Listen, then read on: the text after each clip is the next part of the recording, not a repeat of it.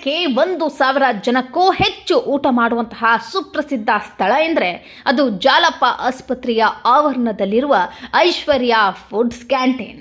ಮಳೆಗಾಲದ tomato market ಕೊಚ್ಚೆಯಂತಿರುವ hotel ಇದಾಗಿದೆ. ಮೂಲಭೂತ ಸೌಕರ್ಯಗಳಿಲ್ಲದೆ, ಶುದ್ಧ ಕುಡಿಯುವ ನೀರಿನ ವ್ಯವಸ್ಥೆಯೂ ಇಲ್ಲದೆ ರೋಗಿಗಳ ಪೋಷಕರ ಜೇಬಿಗೆ ಕತ್ತರಿಯನ್ನ ಹಾಕ್ತಾ ಇದೆ. ಗುಣಮಟ್ಟವಿಲ್ಲದ ಕುಡಿಯುವ ನೀರಿನ ಪ್ಲಾಸ್ಟಿಕ್ ಬಾಟಲ್ ಏಜೆಂಟ್ಗಳನ್ನ ಇವರು ಸಾಕಿದ್ದಾರೆ. ಕೋಲಾರ ಜಿಲ್ಲೆಗೆ ಇದು ಕಪ್ಪು ಚುಕ್ಕಿಯಾಗಿದೆ. ಹೋಟೆಲ್ ಐಶ್ವರ್ಯ ಒಂದು ಕಪ್ಪು ಚುಕ್ಕಿಯಾಗಿದೆ ಎಂದು ಹೇಳಬಹುದು.